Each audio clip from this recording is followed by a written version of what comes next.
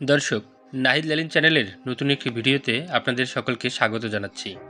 आज आमरा एसेछि रायपुरेर जमीदार बाड़ी जमीदार लाछमन सिंहेर बाड़ीते। आखिरी नदीर धार घेঁষে गড়ে उठেছে रायपुरेर जमीदार बाड़ीटी। जमीदार लाछमन सिंह छिलेन এই जमीदार बाड़ीर प्रतिष्ठाता।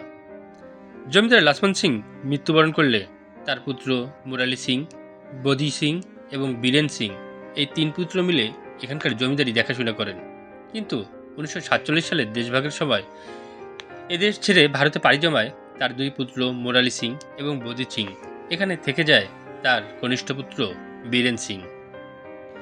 স্থানীয়দের কাছ থেকে আমরা জানতে পারি 1971 সালে মুক্তিযুদ্ধের সময় বীরেন সিংও পাড়ি জমায় ভারতে এবং যাওয়ার আগে তিনি এখানকার রায়পুর উচ্চ বিদ্যালয়ে তাদের সম্পদের অনেকাংশই দান করে যায়। সেই সঙ্গে অনেকটা সম্পত্তি দান করে যায় এখানকার তাদেরই নির্মিত কালী মন্দিরের নামে। এখানে তাদের মূল ভবনটি ধ্বংস হয়ে গিয়েছে। আপনারা ক্যামেরায় যে ভবনটি দেখতেছেন সেই ভবনটি ছিল মূলত লাছমন সিংহের কাচারি ঘর এবং এই কাচারি ঘরেই তিনি বিভিন্ন বিচারালয়ের কাজ সম্পূর্ণ করতেন। এখানে আমরা জানতে পারি তিনি যখন এখানে বিচার কাজ সম্পূর্ণ করতেন তখন তিনি একাই সেই বিচার কাজ করতেন। তার বিচার কাজের সময় তিনি কাউকেই এখানে প্রবেশের অধিকার দিতেন না। জমিদার লাছমন সিং কিংবা তার কোনো বংশধর আজ আর এখানে নেই, কিন্তু তাদের নির্মিত ভবনগুলো এখনও এখানে মাথা উঁচু করে দাঁড়িয়ে রয়েছে। কালের বিবর্তনে এই ভবনগুলো হারিয়েছে তাদের নিজস্ব জৌলস।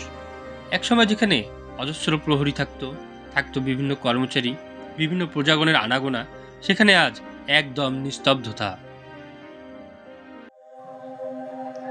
দর্শক, এখানে জানা যায় জমিদার বীরেন সিং যখন এদেশ ছেড়ে পাড়ি জমায় কলকাতায়, যাওয়ার আগে তিনি তার সম্পদের বিশাল একটা অংশ এখানকে দান করে যায় এখানকার স্থানীয় একটি স্কুলে, যে স্কুলের নাম রায়পুর উচ্চ বিদ্যালয়।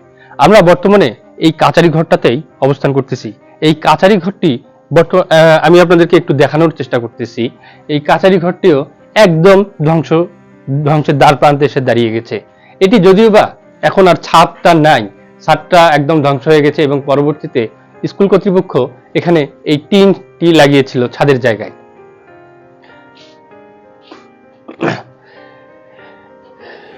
এটি একদম এই ভবনের উত্তর দিকের একটি ছোট কামরা, ঠিক আর এর মাঝখানে একটি এই যে আমরা বিভিন্ন প্রদীপ জ্বালানোর জন্য দেখতেছি যে একটা জায়গা করে রেখেছিল এখানে। এর পাশাপাশি দুটো জানালাও ছিল যেগুলো হাওয়া বাতাস আলোর জন্য ব্যবহার করা হতো। এবং এর পিছনে দেখি আমরা, যদি একদম পিছন সাইডে ঠিক অর্থাৎ পশ্চিম দিকের একদম বারান্দার পাশে আরো একটি ছোট কামরা আছে। হ্যাঁ, এই কামরাগুলো আসলে কি কাজে ব্যবহার করা হতো এগুলো ঠিক জানা যায় না। এগুলো যদি আসলে একটু রক্ষণাবেক্ষণ করা হতো শুরু থেকে, তাহলে হয়তো এই ঘর বাড়িগুলো আজও টিকে থাকতো। দর্শনার্থীদের জন্য একটি দর্শনীয় স্থান হিসেবে গড়ে ওঠার একটা সম্ভাবনা ছিল। আমরা এই উপরের দিকে যদি লক্ষ্য করি তাহলে এই যে কাঠগুলো দেখতেছি, হ্যাঁ, যেগুলো বিমের কাজ হিসেবে হয়তোবা ব্যবহার করা হতো বিভিন্ন সময়। হ্যাঁ, আর এই ভবনের যে কাজগুলো ছিল ওয়ালের মধ্যে, সেই কাজগুলো একদম ধ্বংস হয়ে গেছে। পাশাপাশি দেখা যায় যে ওয়ালের যে সুরকিগুলো আছে, এই সুরকিগুলো কিন্তু সময়ের পরিপ্রেক্ষিতে এগুলো সব খসে পড়তেছে।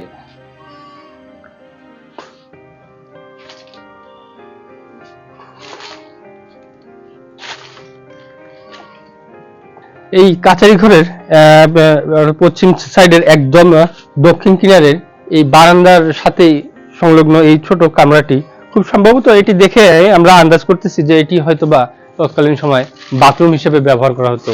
এটি হয়তোবা জমিদারদের বাথরুম ছিল। কাচারি ঘরে যারা আসতো, শুধু জমিদার নয়, জমিদারের আরো বিভিন্ন কর্মচারীরা আসতো, যেহেতু এখান থেকে তিনি জমিদারি পরিচালনা করতেন, তাদের হয়তোবা বাথরুম হিসেবে এই ঘরটি ব্যবহার হতো।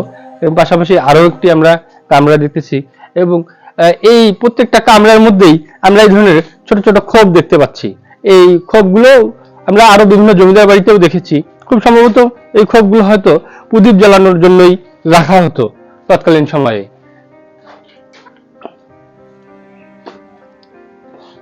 ভাই, এইটা কিসের জন্য বানানো হয়েছিল?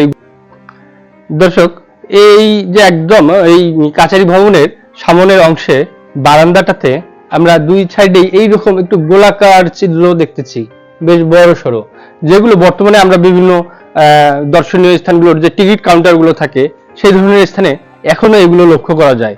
হ্যাঁ, এটি থেকে ধারণা করা হয় যে হয়তো যখন প্রচুর পরিমাণে এই জমিদার বাড়িতে লোকজন আসতো, ভিড় জমাতো, হয়তো খাজনা দেওয়ার জন্য আসতো, বিভিন্ন কাগজপত্র প্রদান করতো, তখন হয়তো বা এই পাশে লাইন হতো, লাইন হয়ে এই ফাঁক দিয়েই তারা কাগজগুলো পাস করতো।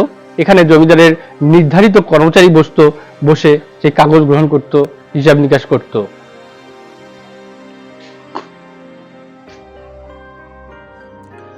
দর্শক, আপনারা যেই গেটটি দেখতেছেন, এই গেট দিয়েই মূলত প্রবেশ করতে হয় লাসমান সিং এর জমিদার বাড়িতে।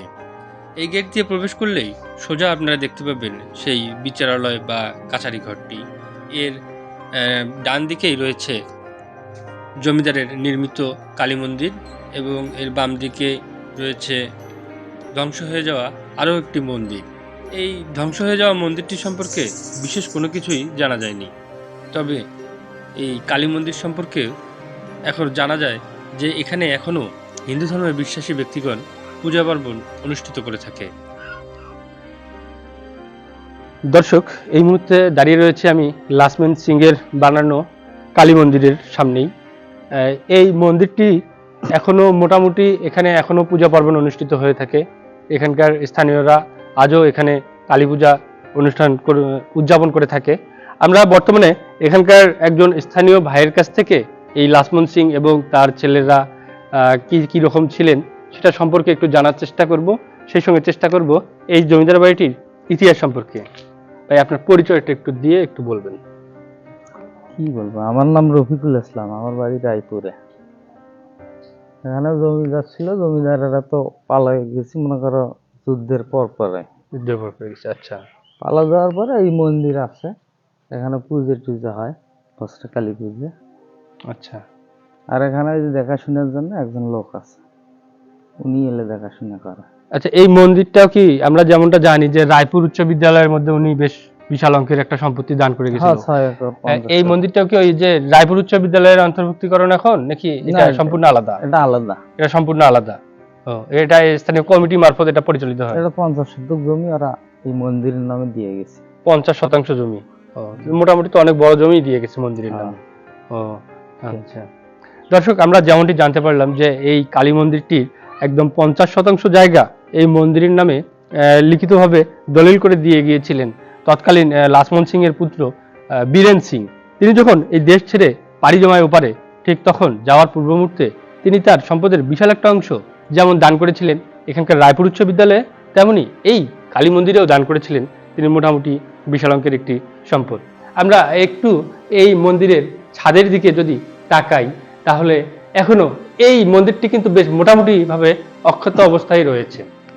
পাশাপাশি মন্দিরের ছাদের নিচে দেখেন এই যে কাজগুলো এখনো বেশ স্পষ্টভাবেই বোঝা যাচ্ছে। আমরা অন্যান্য ভবনগুলো যেমনটা দেখলাম, যেমন কাছের ভবনটা একদম ধ্বংস হয়ে গিয়েছে, এটি কিন্তু ওভাবে ধ্বংস হয়নি। এটিতে যদিও বা এর সুরকিগুলো বেশ খুলে পড়ার উপক্রম হয়ে গিয়েছে, কিন্তু যদি একটু সংস্কার করা যায়, একটু মেরামত করে একটু রং করানো যায়, তাহলে হয়তো বা এই মন্দিরটি তার হারানো ঐতিহ্যটা আবারও ফিরে পেতে পারে। দর্শক, এই হচ্ছে সেই আখিরা নদী, যে নদীর তীরেই গড়ে উঠেছিল লাসমান সিং এর জমিদার বাড়িটি। এই নদীর তীরেই এই খোলা বাতাসে, এই মুক্ত বাতাসের পাশেই তিনি তার জমিদার বাড়িটি তৈরি করেছিলেন, যেখান থেকে তিনি তার বিশাল জমিদারিত্ব পরিচালনা করতেন।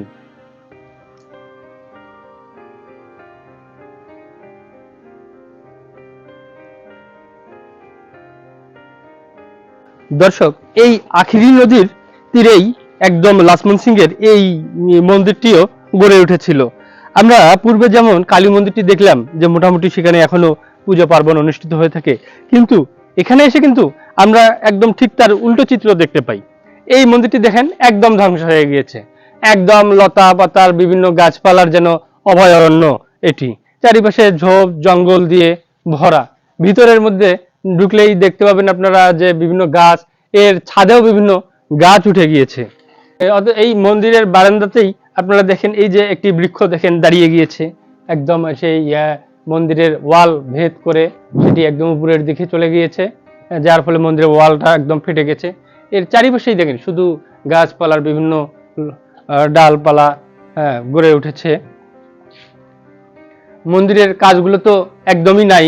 আমরা যেমনটা জানি যে প্রাচীন আমলের যে মন্দিরগুলো থাকে বা বিভিন্ন বাড়িগুলো থাকে, সেগুলো কিন্তু বিভিন্ন কারুকাজে একদম সমৃদ্ধ আকারে থাকে, যেগুলো দেখতে অনেক সুন্দর লাগে, মনোরম একটা দৃশ্য বিরাজ করে।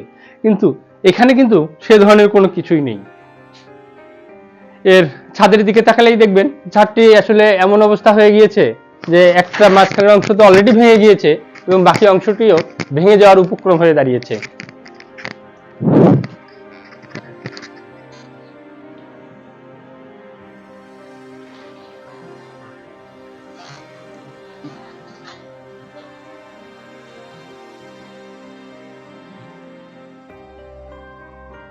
দর্শক, জমিদার লাসমান সিংহের বাড়ি থেকে প্রায় 1 কিলোমিটার দূরে অবস্থিত এই 3 গাছের মোড় জায়গাটি। যখন তার বাড়িতে কোনো প্রজারা আসতো কিংবা অন্য কোনো ব্যক্তিরা আসতো, তখন তাদেরকে 1 কিলোমিটার দূর থেকেই পা থেকে জুতো খুলে হাতে নিতে হতো, কেননা তার বাড়িতে প্রবেশের জন্য জুতা পায়ের কোনো অনুমতি ছিল না। তার বাড়িতে প্রবেশ তো দূরের কথা, তার বাড়ির সামন দিয়ে যেতে হলেও পা থেকে জুতো খুলে হাতে নিতে হতো। আজ আমি এখানেই বিদায় নিচ্ছি আপনাদের কাছ থেকে। আগামীতে আবারও দেখা হবে নতুন কোনো জায়গায়, নতুন কোনো তথ্য নিয়ে, নতুন কোনো ইতিহাসের সন্ধানে।